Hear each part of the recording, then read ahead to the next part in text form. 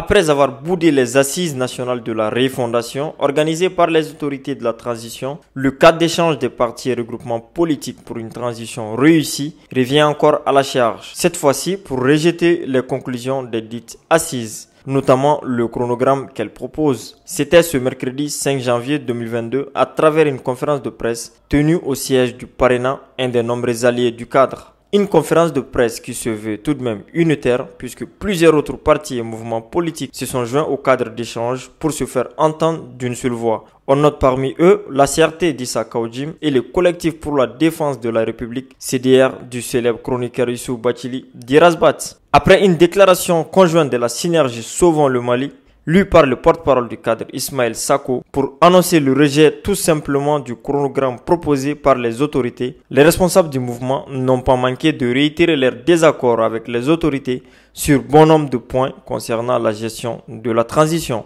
C'est alors qu'après plus d'une heure d'échange avec la presse, quelques ténors présents se sont exprimés au micro de Mali Online.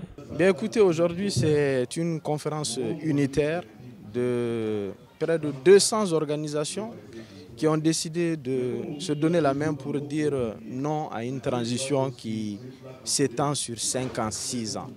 Non à une transition qui s'installe dans la durée.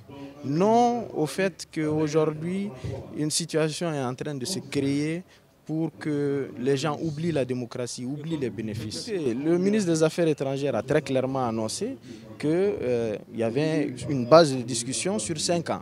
Nous ne voulons pas prendre le risque que ces 5 ans-là soient validés. Nous ne voulons pas prendre le risque que l'on dise oui aux 5 ans au niveau de la CEDEAO ou ailleurs. Nous voulons qu'au Mali ici, on comprenne que 5 années dans un régime d'exception, ce n'est pas souhaitable, ce n'est pas acceptable et ce n'est pas quelque chose qui est à encourager. Et c'est pour cette raison que d'ailleurs nous avons lancé un appel aujourd'hui pour que les Maliennes et les Maliens se retrouvent symboliquement, pacifiquement, le samedi 8 janvier à 15 h au niveau du monument des martyrs qui est en face de la pyramide. Pour qu'on aille dire non, nous ne voulons pas 5 ans de transition, mais nous voulons le retour à la démocratie et le plus rapidement possible.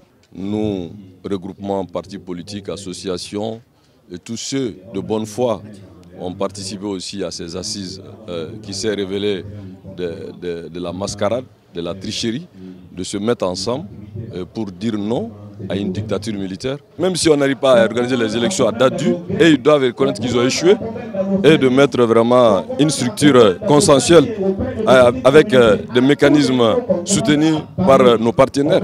Il ne peut pas continuer en dehors de la légalité. C'est ça. Tout ce qui a été dit, on n'a rien inventé. C'est la seule chose qu'ils voulaient, c'est de légitimer leur prolongation. Et malheureusement pour eux, eux-mêmes, ils ont parlé de 5 ans, qui est même un mandat constitutionnel. Voilà qu'eux-mêmes se sont pris dans leur propre jeu. Pour nous, le Mali est au-dessus de nous tous. Nous devons tout faire pour sauver l'état de droit. Nous devons tout faire pour sauver la démocratie. Nous devons tout faire pour sauver la République. Ce n'est pas en prolongeant une transition de 5 ans qu'on sauve la démocratie. Ce n'est pas en prolongeant une transition de 5 ans qu'on sauve la République. Ce n'est pas en prolongeant une transition de 5 ans qu'on sauve l'état de droit. Non. Nous l'avions dit, si les élections présidentielles devraient se faire le 27 février, conformément au calendrier publié, c'était de convoquer le collège électoral 60 jours avant. Rien n'a été fait. Rien n'a été fait par rapport à la révision de la liste électorale, rien n'a été fait par rapport au toilettage du fichier électoral, rien n'a été fait par rapport à la confection des cartes électorales. Bref, on a voulu utiliser ces assises. Certains y ont participé de bonne foi. Je connais beaucoup de personnalités qui ont participé de bonne foi à ces assises, mais aujourd'hui qui se sentent trahis, qui se sentent floués. Le Mali ne mérite pas ça. Ceux-là qui sont au pouvoir aujourd'hui doivent prendre la mesure de la gravité de la situation et elles doivent tout faire pour éviter des sanctions à notre pays. Et je pense que les autorités actuelles sont en train de créer les conditions pour que le Mali puisse être sanctionné par la communauté internationale. Donc il est de la responsabilité des autorités de s'assumer face à l'histoire et d'éviter à notre pays des sanctions. Mais nous, nous avons assisi bonya, nous avons bonya, nous CEDEAO ayam bonya, CEDEAO ayam namé, au kana chungu anguna, ayam fana la mete, ou des mochama dimi, ou des mochama fo abala CEDEAO, ou des mochama fo abala France, ou des tout. Pourquoi propagation tu vas c'est là où le bec a tuntu. Quand t'es qu'à la main, en compte qu'à dire encore, en y modibo chier, bougiba betcheta, un sunyata chier. Oh, en amène si ça, en y a où la colobi se vanifla. Oh, d'autres faut qu'on s'endoure, Dieu s'endoure de Dieu pour da. Donc ça veut dire que qui a insulté même les assises? Si l'assise a été invoquée au nom du respect de la volonté du peuple malien, ni assise réinvoquera au nom du respect du droit du Malien à s'exprimer. Malien ont exprimé selon eux. Malien expression a été bafouée, a été falsifiée par qui? Est-ce que vous avez assise Bonyawa?